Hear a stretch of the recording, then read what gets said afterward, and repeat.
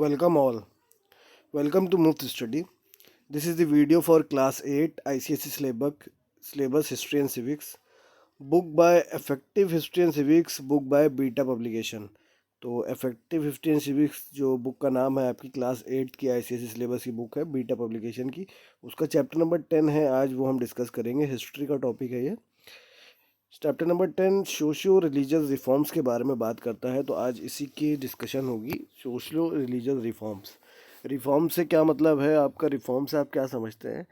किसी भी चीज़ों में जो तब्दीलियाँ होती हैं या उनको मॉडिफाई किया जाता है नए तरीके से, अच्छे तरीके से, उसको हम लोग रिफॉर्म कहते हैं।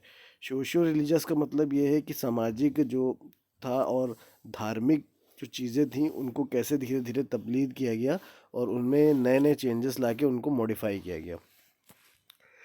The British conquest expose the weakness and the decay of the Indian society. अब ब्रिटिशर्स जब इंडिया में आ गए थे, अंग्रेज़, तो उन्हीं ने धीरे धीरे इंडिया को खाना चालू कर दिया था। तो उससे पता चला था लोगों को कि इंडिया के अंदर क्या क्या वीकनेस है और इंडियन सोसाइटी के अंदर क्या खामियां हैं।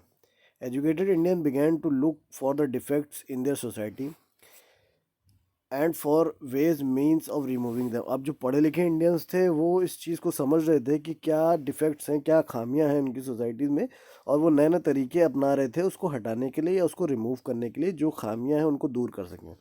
While a large number of Indians believe in traditional ideas and institutes, others gradually came to hold the view that the modern Western thought provided the key to regeneration of the society. लेकिन जो ज़्यादातर तबका ऐसा था जो believe करता था पुराने आइडियाज़ पे, and gradually and institution and other gradually came to hold the view that the modern western thought provided the key to regeneration of the society. फिर धीरे धीरे ये पता चला कि जो मॉडर्न थिंकिंग है या modern western thought Indian society में आ रहा है, उसी ने ही एक चाबी की तरह काम किया और इंडियन सोसाइटी को दोबारा रीजनरेट करा, या बहुत अच्छे रिफॉर्म्स आए।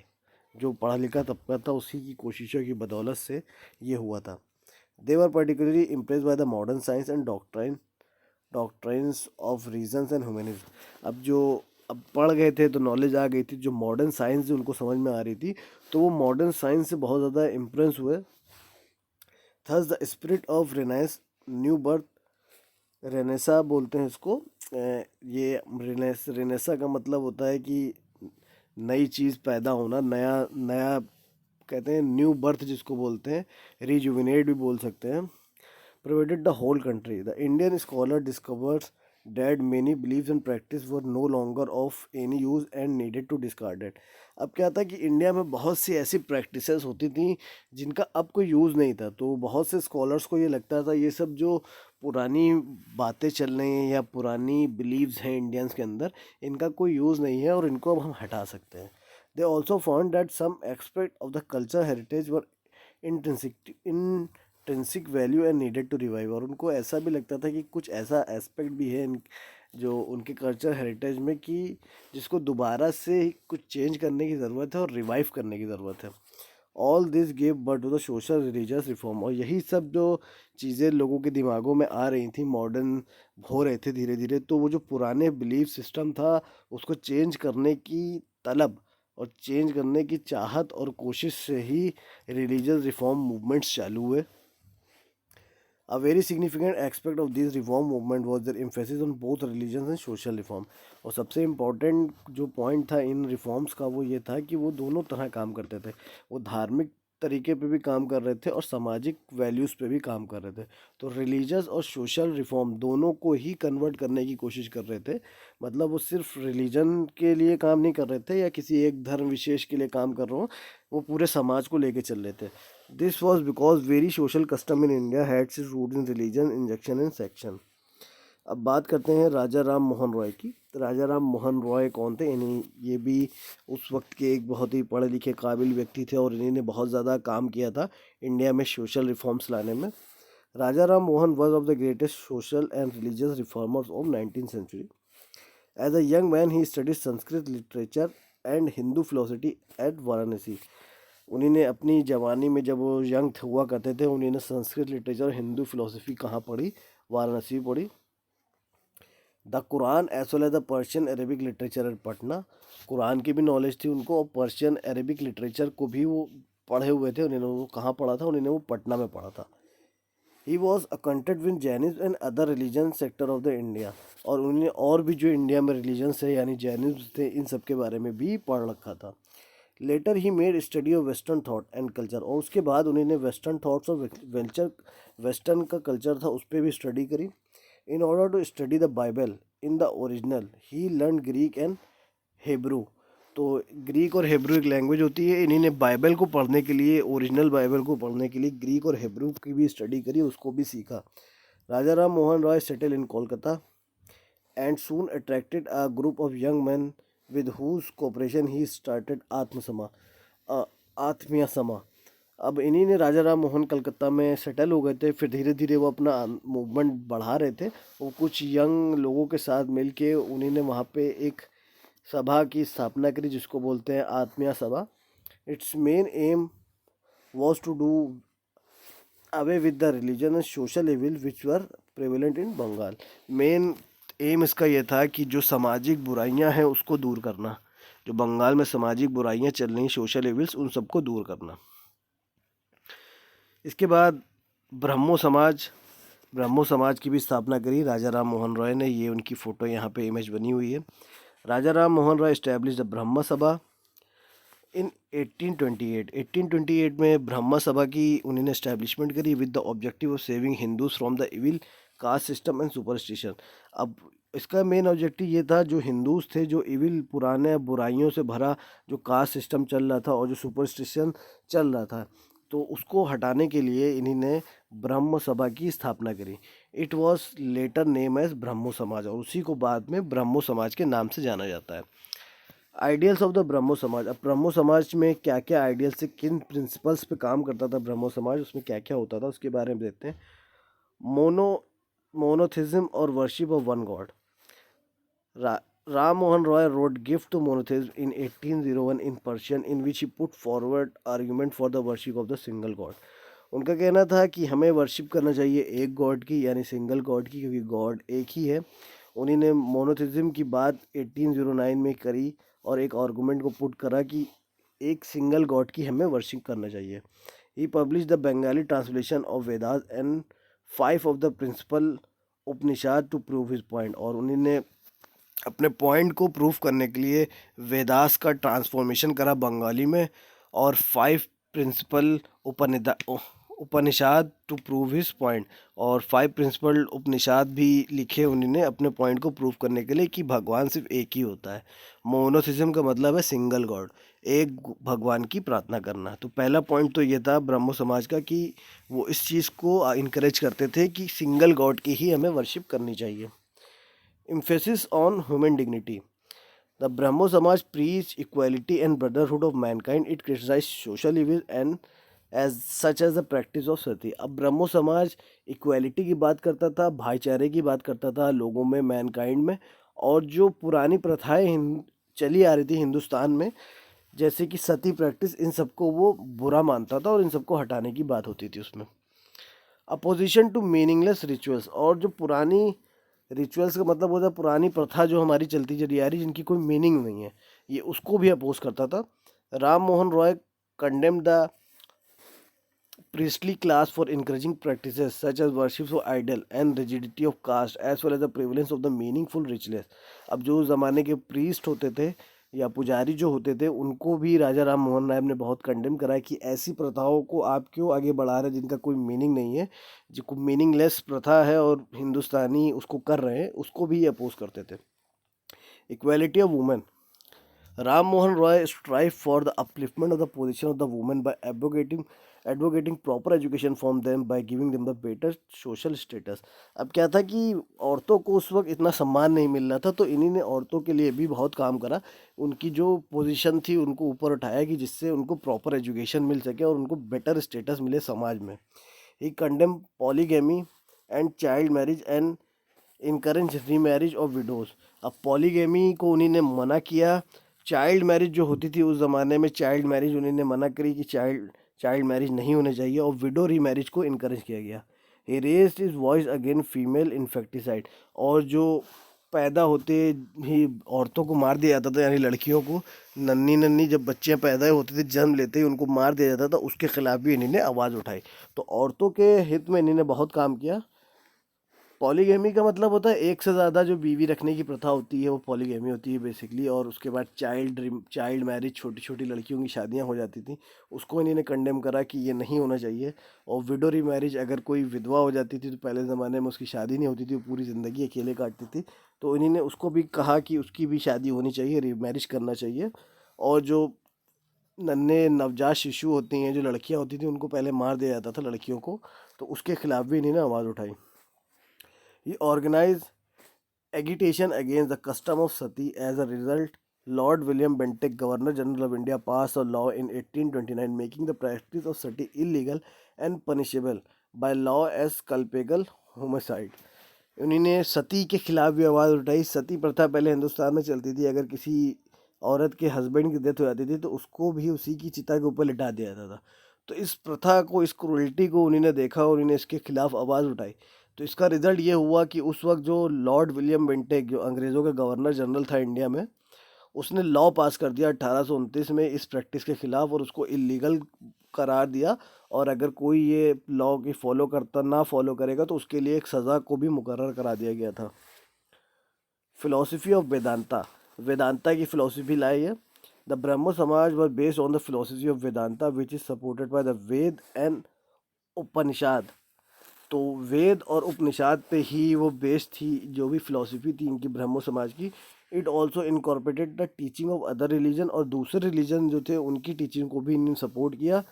Therefore, it emphasizes that the Indian society, guided by reason, should acquire all that is best in the East and the West.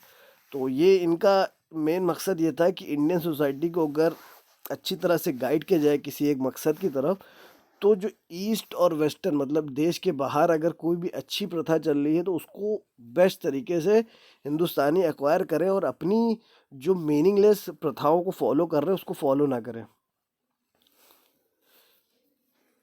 Education, Raja Ram Mohan Roy was the pioneer of western education in India. अब western education को फैलाने में इनका बहुत बड़ा हाथ था राजा राम मोहन राय का इंडिया में। He help in laying the foundation of the many educational institute such as Hindu college, the English school and the Vedanta college in Lucknow. और बहुत से कॉलेजों को बनाने में और एजुकेशन इंस्टीट्यूशन को इंडिया में बनाने में इन्होंने बहुत बड़ा योगदान दिया था। The Hindu college, the English school and the Vedanta college in Calcutta. He help David Hare a missionary in starting school where Indian children could learn English. और इन्होंने, डेविड हरे एक मिशनरी था, उसको भी मदद करी कि इंडिया में वो स्कूल स्टार्ट करे जिससे इंडियन बच्चे अंग्रेज़ी सीख सकें। ही was a pioneer of Indian journalism, Indian journalist में भी उन्होंने बहुत नाम करा। ही ब्रॉड और journals in Bengali, Persian, Hindi and English. और उन्होंने जर्नल्स निकाले, बंगाली भाषा में निकाले, पर्शियन भाषा में निकाले, हिंदी में निकाले और इंग्लिश में निकाले। Raja Ram Rohan Roy is known as the father of the modern India. इसी वजह से उनको कहा जाने लगा था father of modern India. Modern India के फादर भी वो कहलाए जाते थे। He combined traditional Indian learning with western scientific studies. उन्होंने क्या किया कि जो इंडिया की पुरानी लर्निंग थी, ट्रेडिशनल पुरानी लर्निंग थी, उसको कंबाइन करा वेस्टर्न साइंटिफिक स्टडीज़ के साथ, और फिर उस पर ही उन्होंने काम करा। साइंटिफिक वे में चीज़ों को लेके गए, और जो प्रथाएं किसी भी काम की नहीं थी उनको हटाया। ऐसा नहीं कि सारी प्रथाएं हटा दी थी, वही यहाँ पे कहने का मकसद है कि ट्रेडिशनल इंडिया की लर्निंग थी उसको साइंस से लेके चले और साइंस के साथ आगे बढ़े।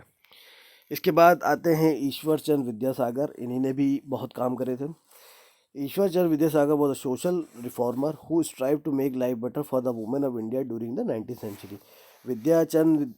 ईश्वर चंद्र विद्यासागर ने काम करा वुमेंस की तरफ, वुमेंस की एम्पावरमेंट की तरफ, वुमेंस के स्टेटस को बढ़ाने के लिए 19वीं सेंचुरी में।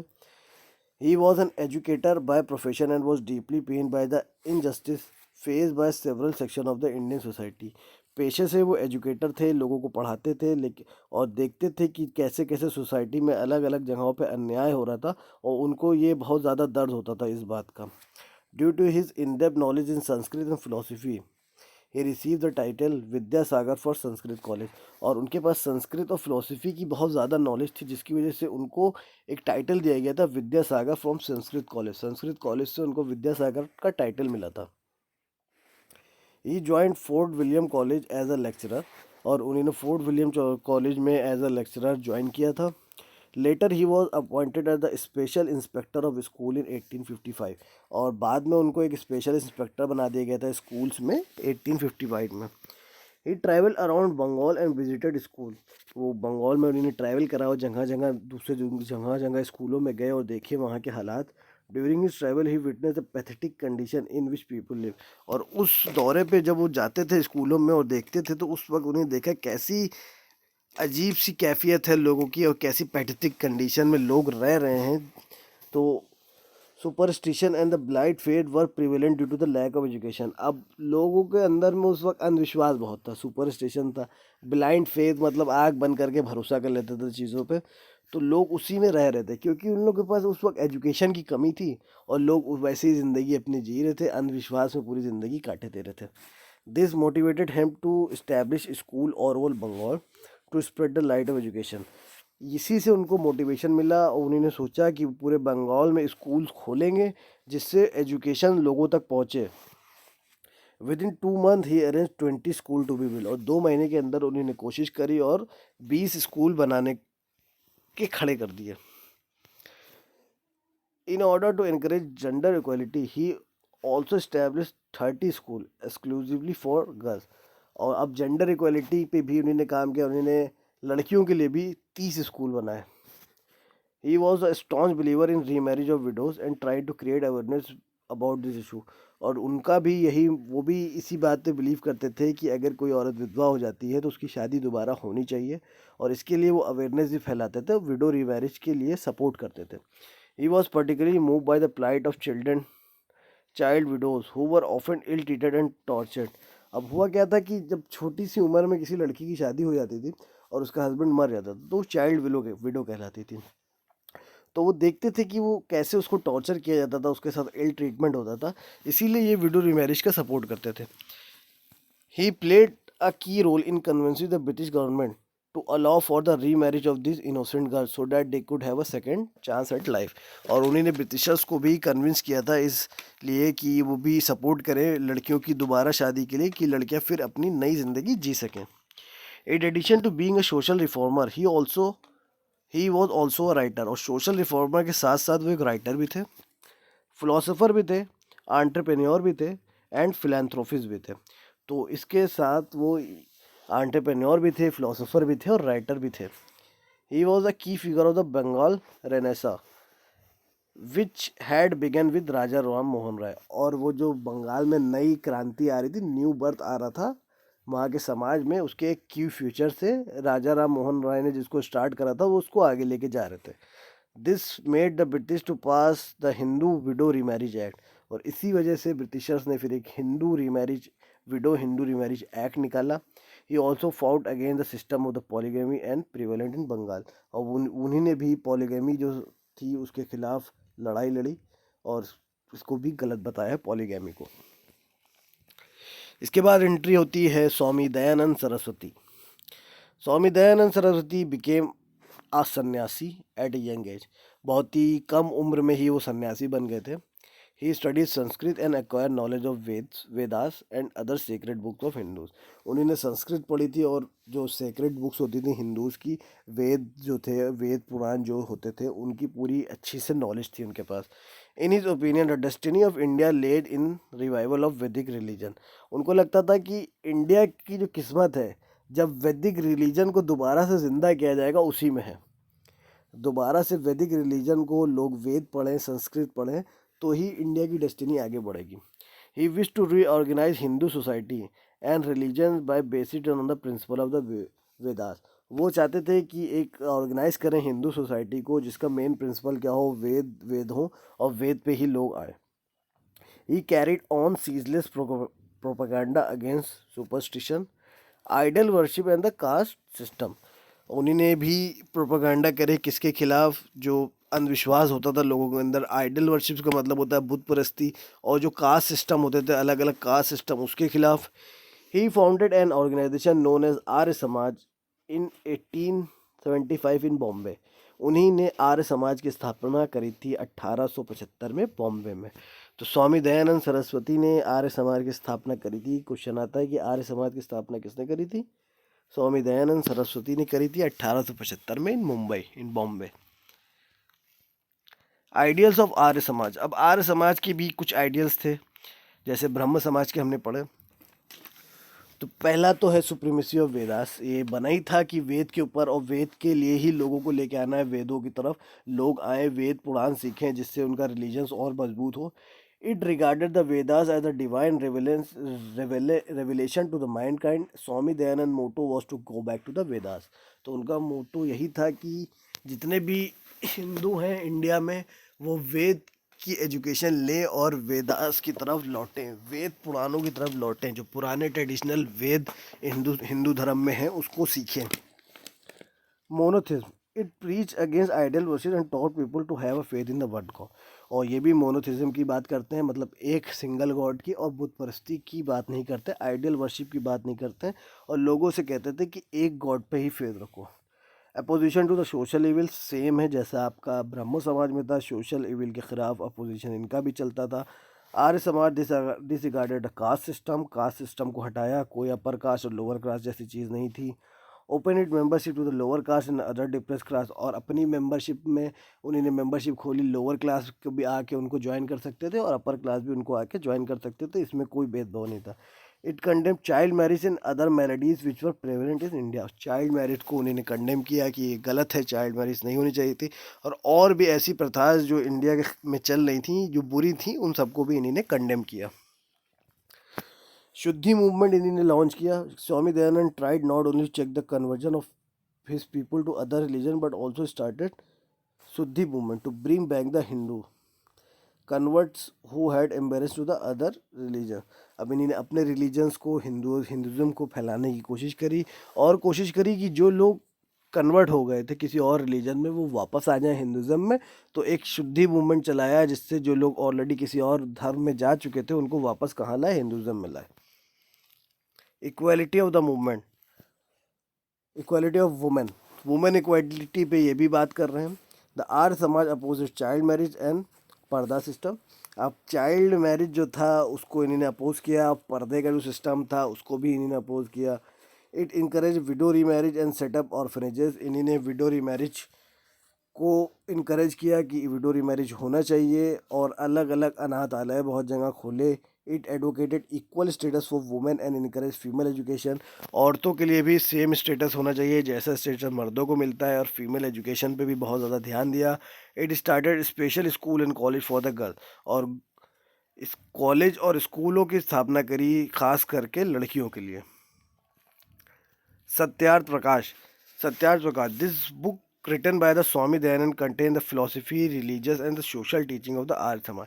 इन्होंने एक किताब लिखी जिसको बोलते हैं सत्यार्थ प्रकाश. इस बुक में पूरी डिटेल में आर्य समाज की क्या फ़िलासफ़ी है, क्या रिलीजियस और सोशल टीचिंग वो देना चाहते हैं, सारी चीज़ें इस बुक में उन्होंने लिखी.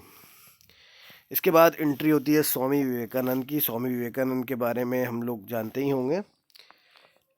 स्वामी विवेकानंद की इसके थोड़ा सा इसके बाद पढ़ेंगे. फ़ोटो आ गया तो मुझे लगा स्वामी विवेकानंद की एंट्री इसके बाद होगी.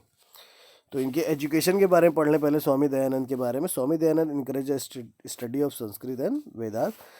संस्कृत और वेदास की स्टडी को बहुत ज़्यादा इनकरेज करा है इन्होंने.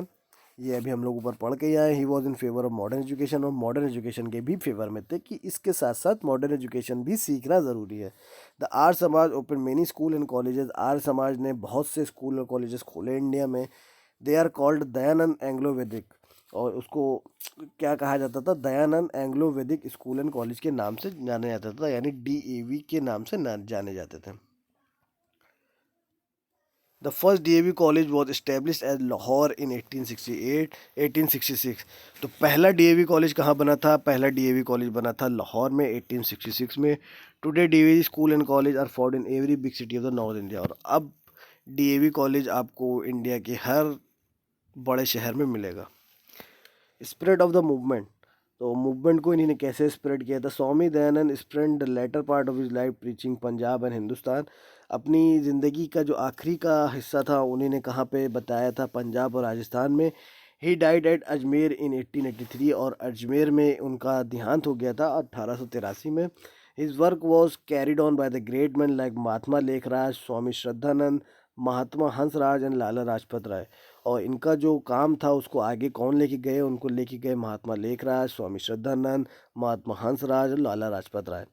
Arya Samaj spread rapidly specially in Uttar Pradesh and Punjab, और बहुत ज़्यादा तेज़ी से फैला आर्य समाज उत्तर प्रदेश और पंजाब में। One basic difference of the approach between the Raja Ram Mohan Roy and Swami Dayanand was that whereas the former believed more in Western education, the latter had faith in the infallibility of the Vedas। तो एक ही डिफरेंस था कि दोनों लोग वेस्टर्न एजुकेशन को अपने अपने तरीके से करते थे प्रमोट, लेकिन जो ये वेदास का जो सहारा लेते थे, तो जो पुराने लोग थे तो वेद दास का सहारा था इनके पास, वेद की तरफ लौटने को ये बोलते थे। तो पुराने लोगों को लगता था कि ये हिंदुस्तान की ट्रेडिशन को बचाएंगे, कल्चर को बताएंगे, इसलिए ये ज़्यादा फैला आर्य समाज। ये सिर्फ वेस्टर्न एजुकेशन की बात नहीं करता था, ये हिंदूज के वेद और पुराणों की भी बात करता था और लोगों को हिंदुज़म की तरफ खींच रहा था। इसके बाद एंट्री होती है स्वामी विवेकानंद की। अब एंट्री होगी स्वामी विवेकानंद के बारे में पढ़ते हैं हम लोग। Swami Vivekananda was the scholar of both Indian and western philosophy. Swami Vivekananda दोनों इंडियन और वेस्टर्न दोनों के स्कॉलर थे। He had faith in the superiority of the Indian philosophy and the spirituality, और उनको पूरा भरोसा किस पे था, इंडिया की फिलोसफी पे पूरा भरोसा था कि इंडिया की फिलोसफी सुपीरियर है सबसे। Vivekananda organize the disciples of Ramakrishnan into an order and founded the Ramakrishna mission in 1897। अब उन्हीं ने एक रामकृष्ण मिशन की स्थापना करी थी। कब करी थी, 1897 में, 1897 में रामकृष्ण मिशन बनाया था। उसमें क्या करा था, रामकृष्ण के जो डिसाइपल्स थे उनको ऑर्गेनाइज करा था, यानी उनके शिष्यों को, और उनके साथ उन्होंने एक रामकृष्ण मिशन की स्थापना करी थी। अब मेन मकसद क्या था इस मिशन का, the aims of the mission are to manifest divinity inherit in a man, to strive for synthesis and harmony among the various faiths and culture to take up the services of the mankind। अब main मकसद यही था कि Mankind के लिए services करनी है, harmony लानी है लोगों के दिलों के अंदर, फेथ लाना है अपने धर्म में। तो मेन मकसद इसका यही था। मेन मकसद इंसानियत के लिए काम करना है। Take up the service for mankind का मतलब है इंसानियत के लिए हमें काम करना है। Ideals of Swami Vivekananda Ramakrishna mission. अब रामकृष्ण मिशन के भी कुछ आइडियल्स हैं, क्या आइडियल्स हैं उस पर बात करते हैं। Swami Vivekananda proclaimed the essential oneness of all religion and condemn narrowness in the religious matter. उन्हीं ने ये प्रोक्लेम करा कि हर रिलीजन्स में एक वननेस होती है और नैरोनेस, कंडेम नैरोनेस इन रिलीजियस मैटर, और इन रिलीजियस मैटर से थोड़ा सा दूर रहते थे और सोशल मैटर्स में ज़्यादा काम करते थे। लेकिन ये उन्हीं ने बता दिया कि हर रिलीजन्स का अपना अपना एक वननेस होती है उसके अंदर। He was convince of the superior approach of the Indian philosophical tradition, और जो इंडिया की फिलोसफिकल ट्रेडिशन है उस अप्रोच से वो बहुत ज़्यादा कन्विंस होते थे, और इंडिया का ट्रेडिशन हर जगह वो इंडिया के ट्रेडिशन की ही बात करते थे। He said that the Vedanta was destined to be the religion of the mankind, और उनको लगता था कि वेदांता जो है वो मेन रिलीजन मैनकाइंड का वही है। His teaching gave to the people of India the self-confidence and nature against the assumed superiority of the Western civilization। और जो उनकी टीचिंग थी वो ऐसी थी कि लोगों के अंदर वो कॉन्फिडेंस भरती थी। हिंदुस्तान की संस्कृति ऐसी वो लोगों के सामने साबित करते थे, हिंदुस्तान की संस्कृति को ऐसे रखते थे कि वेस्टर्न रिलीजन भी उसके आगे बेकार लगता था, और लोगों के अंदर कॉन्फिडेंस आता था कि इनकी टीचिंग से हम ऐसा सीख रहे हैं कि हम जो वेस्टर्न एजुकेशन है वो इसके आगे बेकार है। They began to take pride in the glorious past. तो वो इंडिया की संस्कृति में अपने आप को प्राउड फील करते थे और सोचते थे कि इंडिया का जो पास्ट है, पुरानी सभ्यता इतनी अच्छी है कि हम लोग अगर इस तरह से उसको प्रेजेंट करें तो वेस्टर्न एजुकेशन से वो लाख गुना अच्छी है। He condemned the caste system and emphasis on the ritual and the superstition and urged the people to embody the spirit of liberty, equality and free thinking। अब इन्हीं ने भी वही काम किया, कास्ट सिस्टम के खिलाफ खड़े हुए, जो बेकार रिचुअल्स थे, जो अंधविश्वास थे उसके खिलाफ बोले, और लोगों के अंदर लिबर्टी, इक्वालिटी और फ्री थिंकिंग की बात डाली कि सोचा, लोगों से कहा कि आप सोचें, बेड़ियाँ खोलें, गुलामी से बाहर आएँ, इक्वालिटी की बात करें, लिबर्टी की बात करें। He was a great humanist who believed that service to mankind was service to God. और उनका मेन मकसद लोगों की मैनकाइंड की सर्विस करना था। मेन मकसद रिलीजन, किसी एक समुदाय के लिए वो काम नहीं कर रहे थे। उनका मेन मकसद था रिलीजन्स की बात करना, और वो रिलीजन्स, वो मेन मकसद था सोशल, बेसिकली सोशल वो बात करते थे और मैन काइंड के लिए सर्विस करते थे। उनको लगता था मैन काइंड की सर्विस करना भगवान की सर्विस के बराबर है। Work abroad. Swami Vivekananda attended the Parliament of the World Religion held at Chicago in United States of America in 1983. Chicago में यूनाइटेड स्टेट ऑफ अमेरिका में एक और फंक्शन हुआ था, स्वामी विवेकानंद ने उसको अटेंड करा था, parliament of world religion in 1893। Her fervour and eloquence made a deep impression on the delegates. और उन्हीं ने जो अपनी बातें वहाँ पर रखी, उससे जो डेलीगेट्स आए थे उनके दिलों में बहुत ज़्यादा इम्प्रेशन आया उनकी बातों से। इस तरह से अपनी बातों को उन्होंने वहाँ पर प्रस्तुत करा, ऐसे हिंदुस्तान की सभ्यता को निखार कर रखा लोगों के सामने कि लोगों के दिलों में एक इम्प्रेशन छप गया। He declare the superiority of the Indian culture and the civilization. उन्हीं ने वहाँ पे इंडियन कल्चर को सुपीरियर बताया, और इंडियन कल्चर वाकई में सुपीरियर था। उन्होंने इस तरह से पेश करा कि लोगों को समझ में आया, हाँ इंडिया का कल्चर वाकई सुपीरियर कल्चर है और ग्रेट सिविलाइजेशन है इंडिया के अंदर। He proclaimed the Vedanta was the universal religion.